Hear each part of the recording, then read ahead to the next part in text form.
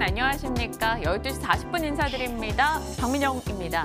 오늘 여러 가지 주식 명언들을 들여다보고 있다가 워렌 버핏이 이런 이야기를 했더라고요. 주식시장에 전형성 강한 감정에 지배되지 않는 사고방식이 필요하다라고요. 주가가 떨어질 때, 급락할 때 이성적인 판단을 해야 하고 주가가 올라갈 때는 또 더욱더 이성적인 판단을 해내야겠죠. 하지만 저는 사실 10월 증시 크게 흔들릴 때 전염성이 강한 그 감정에 크게 지배되었던 것 같아요. 그렇기 때문에 10월의 목표였던 원금 회복 달성하지 못했죠. 7월 원금 회복 달성한 이후로 8, 9, 10월에 갑자기 이런 음악이 나와서 더 마음이 아픈데요. 일단 저는 감정에 많이 휘둘렸습니다. 시장의 공포에 함께 억눌리는 느낌에 매일 스트레스를 받았고 매일 하루하루가 겁이 나기도 했었는데요. 일단 원금 회복 실패했습니다. 그리고 11월장을 맞이했어요. 새로운 목표를 달성해야겠죠. 새로운 목표는 조금은 보수적으로 잡겠습니다. 400만 원 회복을 목표로 잡고 가도록 하죠. 오늘장에서 포트가 조금 올라오면서 손실폭을 줄이고 있는데 그래도 400만 원 목표 달성은 가능하지 않겠습니까? 그리고 연말까지 500만 원을 바라보면서 좀 달려가도록 하겠습니다. 그 첫걸음인 오늘도 여러분 저희 시간 함께 해주시면서 종목과 포트에 대한 전략, 조언들 많이 나눠주시길 바랍니다. 박민영의 SNS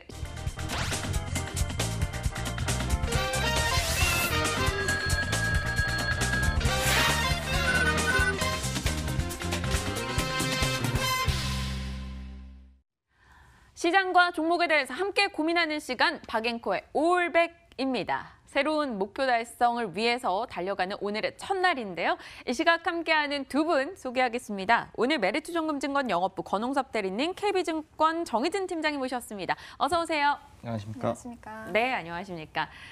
두 분과 이야기 나누기 전에요. 포트에 대한 제 포트 상황을 좀 보도록 하겠습니다. 현대엘리베이터 그리고 일진머티리얼즈가 오늘 올라오면서 포트 내에서 손실을 좀 줄여주고 있습니다. 특히나 현대엘리베이터 같은 경우는 7% 정도 뛰어주는 모습 확인이 되고 있네요. 그리고 서울반도체는 오늘 1% 정도 하락세가 나타나면서 손실은 한 7% 기록 중에 있습니다. 372만 원 정도 지금 현재 위탁순 자산평가 있네요. 350만 원 아래로 내려갈 때 정말 아찔했었는데 일단은 조금씩 올라오고 있습니다. 포트에 대해서 이야기할 게 좀 있어요. 제가 탓하려는 건 아닌데요. 약간의 원망은 조금 있기는 해요. 권 대리님. 네. 삼성전자. 물론 대리님이 팔라고 맨 처음에 팔았으면 괜찮았겠죠. 손실을 아예 안 볼 수도 있었겠죠. 그런데 지난주 이 시간에 대리님과 저희 고민하다가 삼성전자를 매도하고 왜 파냐 갖은 이야기를 전 또 듣기도 했고 그리고 제가 팔고 나서 삼성전자는 하루도 빠지지 않고 빨간불을 켜고 있어요. 그래서 사실 권 대리님이 날 좀 붙잡아 주지 왜 그렇게 삼성전자를 매도하라고 했을까라는 일말의 원망한 1%? 일단 우리가 만약에 장이 거꾸로 됐다면 또 되게 역시 내가 선택한 건 잘한 거야. 그리고 만약에 이제 자기가 또 틀리면 제 탓이 남 탓하고 이렇게 좀 하는 이제 하여튼 우스갯소리였는데요.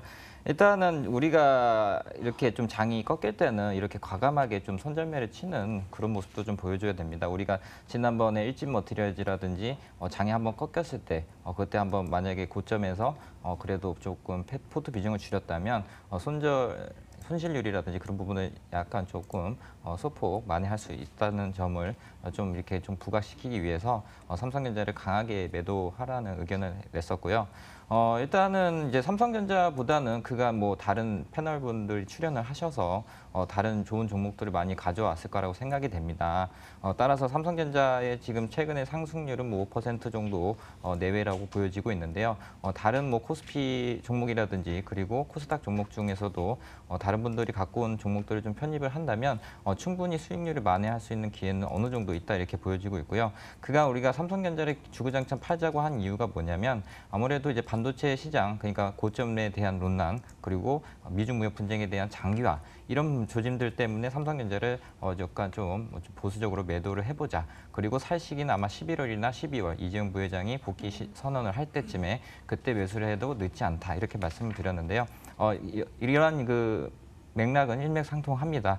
지금 현재까지도 주식 물론 이제 최근에 반등을 해서 42,000원 정도까지는 올라왔지만 그리고 어저께 실적 발표 17조 원이라는 영업이익 확정치를 발표를 했기 때문에 그런 부분에서 어느 정도 모멘텀을 가지고 올라왔다고 생각이 되는데 이게 추세가 상방으로 간 것이 아니라 앞으로도 아마 하방으로 갈 여지가 크기 때문에 그런 부분에서 조심스럽게 포트폴리오에서 나간 부분들은 잘했다고 생각이 되고요.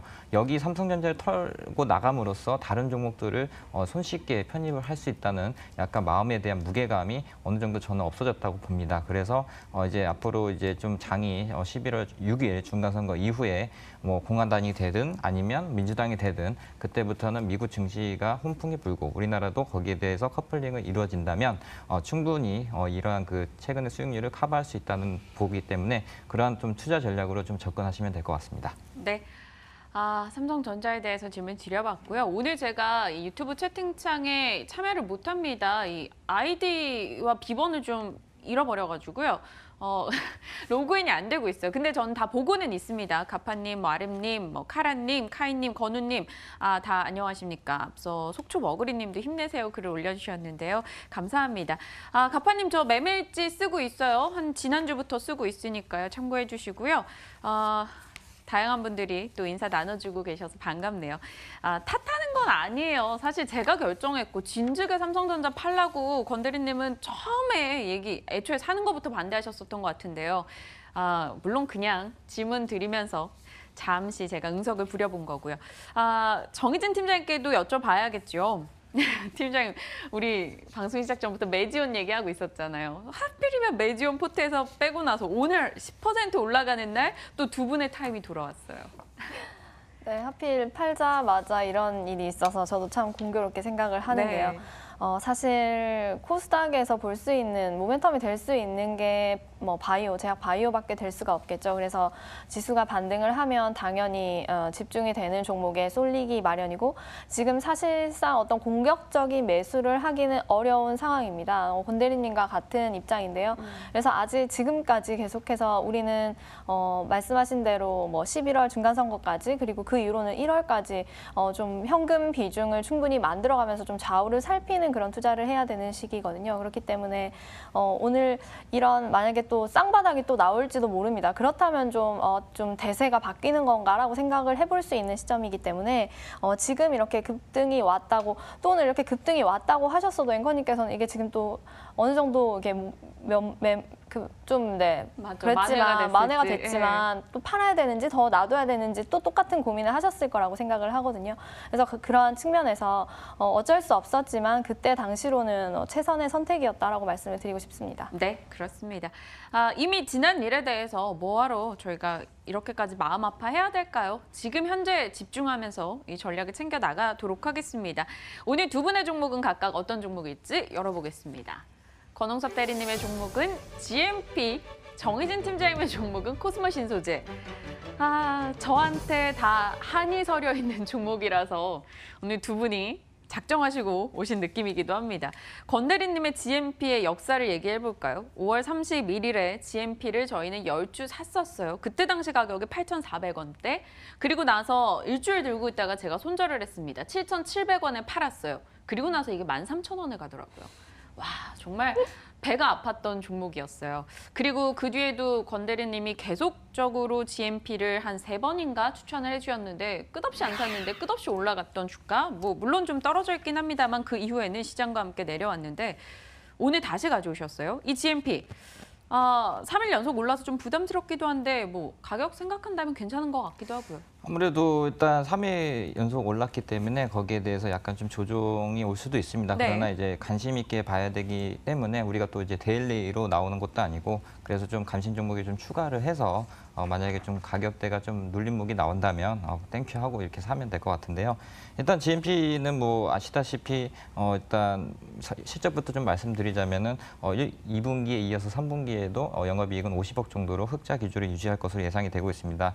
일단 본업인 라미네이팅 필름에 관해서 매출이 이제 올라오고 있는 상황이고 최근에 이제 미중 무역 분쟁 때문에 관세가 25% 이제 부과함에 따라서 중국 쪽 라미네이팅 필름보다는 이제 우리나라 GMP 회사의 제품이 사용될 것으로 이제 예측이 되고 있고요. 뭐 HP라든지 이런 그 복사 전문 업체라든지 그러니까 이제 라미네이팅 필름이 이런 복제품 같은 거, 그러니까 홀로그램으로 이용해서 위조를 방지하는 그런 필름들을 얘기하고 있기 때문에 거의 뭐 20년 이상의 노하우를 갖고 있는 이 회사가 거기에 대해서 수혜를 입을 것이다 이렇게 보고 있고요.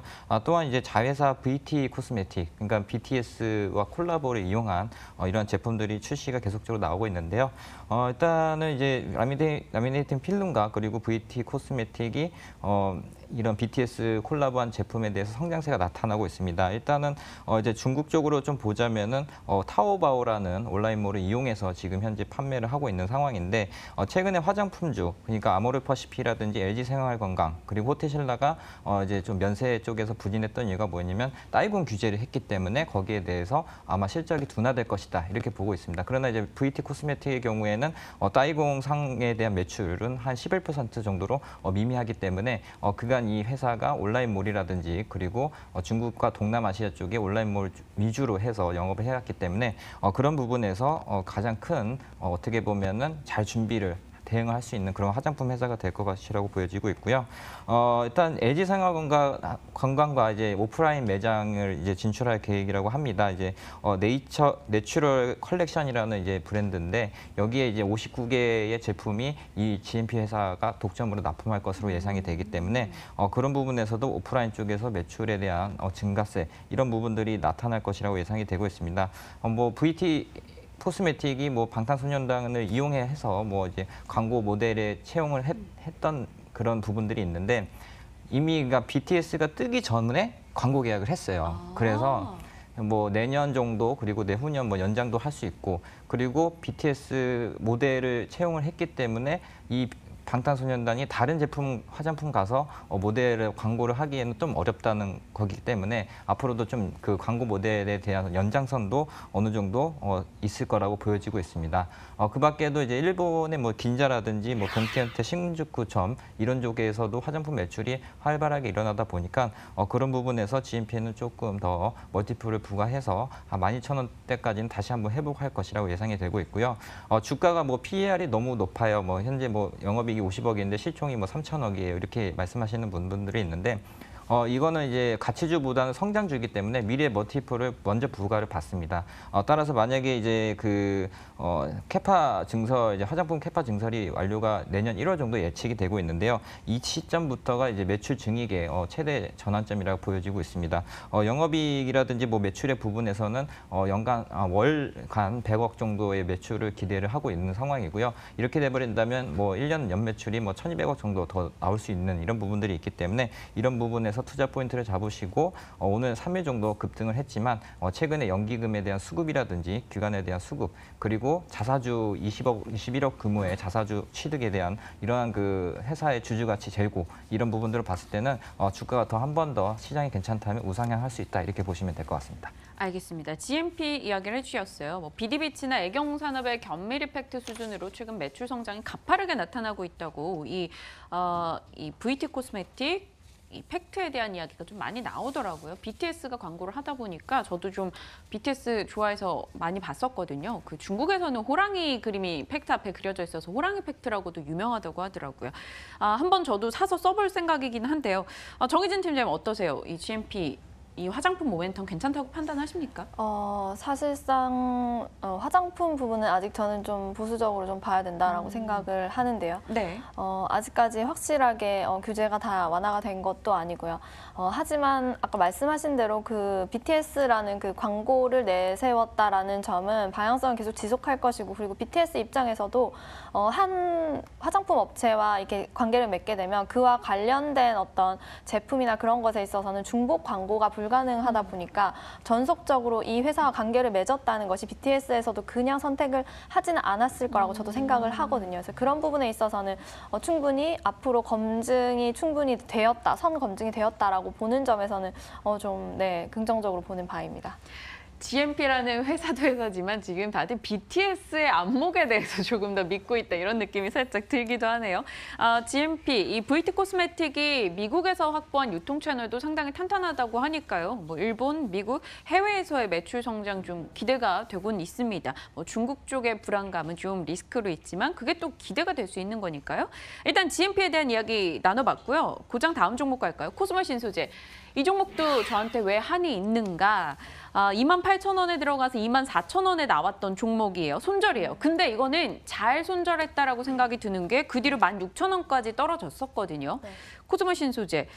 다시 지금 관심을 가져도 되는 것인가 궁금하고요. 지금 제 포트에 일진 머티리얼즈도 있어요. 그래서 2차 전지 쪽, 뭐 전기차 쪽에 함께 포함이 되기 때문에 만약에 이걸 산다면 얘를 빼야 하는 것인가 어떤 거에 대한 전략까지 함께 주시죠. 네, 먼저 그 전략을 먼저 말씀을 드리면 사실상 모멘텀이 있는 어떤 시장이라고는 볼 수가 없습니다.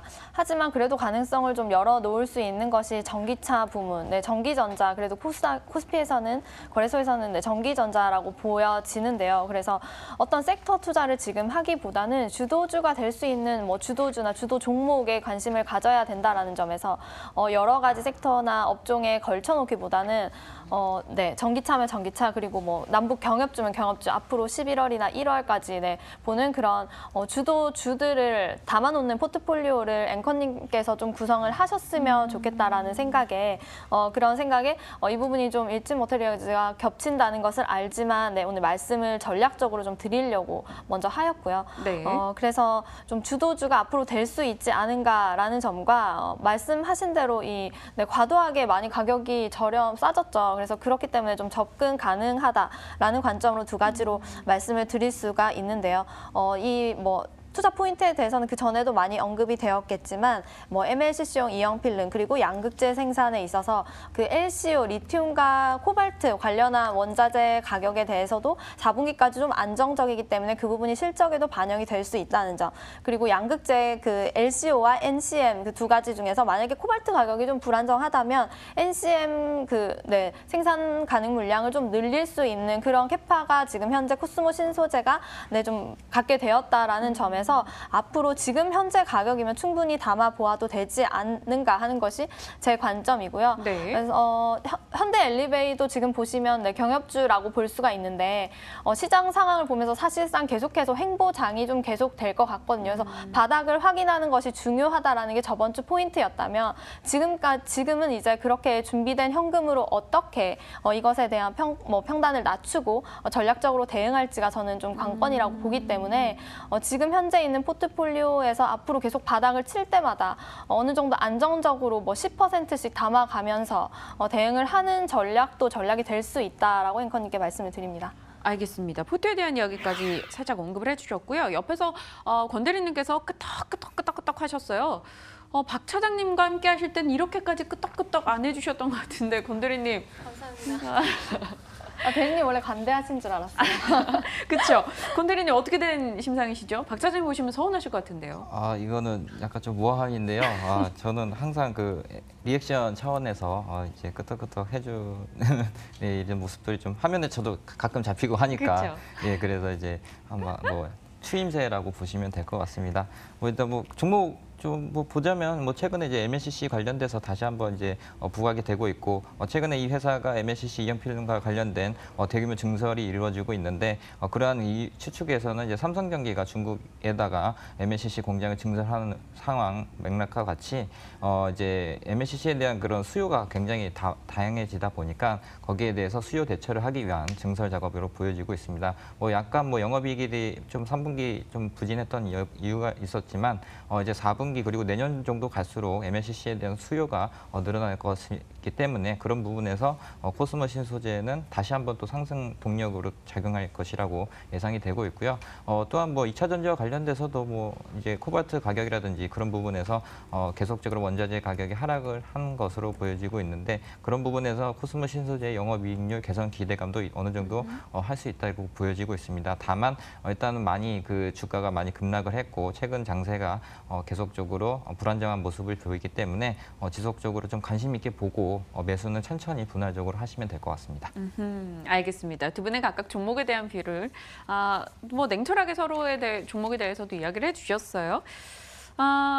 궁금해집니다. 어떨 것 같으세요? 정희진 팀장님, 제가 오늘 어떤 종목을 살 것 같으세요? 산다면 어떤 종목일 것 같으세요? 오늘은 저의 종목을 사지 않을까 생각합니다. 코스모 신소세요. 네, 건드리님께서는요? 저는 안 사실 것 같은데. 그래요? 왜 그런 생각을 하셨을까요? 아무래도 이제 아직 시장이 확실하게 뭐 진바닥이 아니라고 좀 느끼시는 분들이 많기 때문에 그런 부분에서 조금 보수적으로 조금 일단 이번 주까지는 추이를 지켜보고 아마 이제 중간 선거 그러니까 11월 5일 정도에 되면은 외국인들 포지션도 윤곽이 나타날 것 같습니다. 뭐 짧게 말씀드리자면 오늘 아침에도 외국인은 코스피를 사지를 않았습니다. 왜냐하면 중국장 시작하기 전까지 네. 10시가 땡 하고 나서 중국장 들어오니까 이제 그 외국인들이 그걸 확인하고 오늘 한 1,300억 원 정도 매수가 들어오고 있는데요. 그런 부분으로 봤을 때는 외국인들이 아직까지는 긴가민가하고 투자에 대한 판단이 안 서기 때문에 어느 정도 다시 한번 중국장이 빠진다면 다시 한 반대로 갈 수 있습니다. 그래서 조금 좀 보수적으로 이번 주까지는 한번 쉬어가는 타임으로 좀 잡으셔도 괜찮을 것 같습니다. 알겠습니다. 두 분과 이야기를 나눠봤고요. 두 분과 할 때는 좀 밝은 에너지를 받는 것 같아서 특히 또 정희진 팀장님께서도 막 저희 방송을 열심히 즐겨주고 계신 느낌이 살짝 들어서 같이 하면서 좀 힘을 많이 받아가는데요. 오늘 시장이 빨간불 켜니까 또 들썩들썩 괜히 종목이 사고 싶고 그런 생각도 살짝 들기도 합니다. 역시 건대리님이 저와 함께 많이 해보셨어서 네, 오늘 포트에 담지 않을게요. 사실 두 분의 종목 모두 다 관심이 있었고요.